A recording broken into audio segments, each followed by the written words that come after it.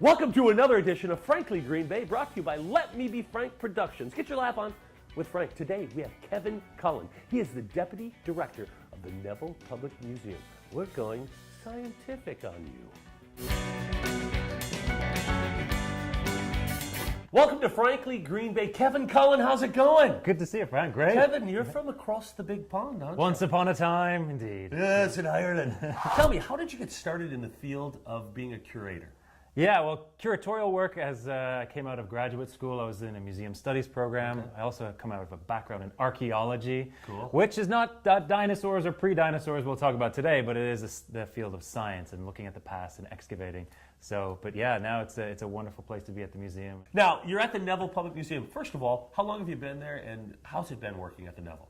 Great. Since 2013, came up from Milwaukee we took the Lambeau Leap up to Yes, Green Bay. you and, did. And it's been a great experience coming here. It's a wonderful community. So I came up as the curator and then have since now transitioned into the deputy director position, which allows me to still have a foot in the water with curatorial work, but also do some of the administrative work and then overseeing the educational programming. Now, we're talking about an exhibit you have right now. My favorite dinosaur or pre-dinosaur is in this. It's called the Permian period. Tell us about that period. The Permian, wow, it's 299 million years ago. Like yesterday. Like yesterday, yeah. Can't even think that far back in time. All the way up to about 250 million years ago. So this was the period, the Permian, right before the dinosaurs or the Triassic period, where the dinosaurs start evolving and we think of the big T-Rex today. But there were some crazy creatures. Most of them were amphibians, meaning they're just coming out of the oceans. Could you show me some examples, what we got here? And we'll have pictures. They were not this tiny. But look at that. Wow. This is my favorite dinosaur of all time, and it's the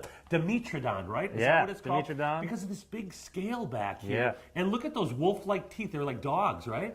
They are. These are a combination of so he's a predator. You could see carnivorous. There's a debate about scientists and paleontologists as to what this fan was. The sail. Mating. It's all about mating. Very close to, that was initially the thought. And now one of the theories is because it was such a crazy time period in terms of Earth's climate, this was a time period where it was called Pangea. So in the north, it was actually quite cold and freezing and ice caps. And then in the south, it was arid and desert. So it was a time period with huge fluctuations of 100-degree Fahrenheit during the day and freezing at night. So one theory is just like cormorants are like birds of today where they wake up after the cold night, they put their wings out to warm up. The sail may have acted as a way to kind of moderate the temperature of their body. So if people want to come to the Neville Public Museum, how long is this exhibit running, and what are the hours? So we're open, we're closed on Mondays to be able to just keep up with the museum, but then Tuesdays we open at noon, opens till actually 8 p.m., so it's a good evening to come down. Wednesday through Sunday then is 9 to 5 p.m. The exhibit is up through the end of January, so we'll have through the winter, and it's a great time to come in and take a look. What's the best thing they can say about this exhibit?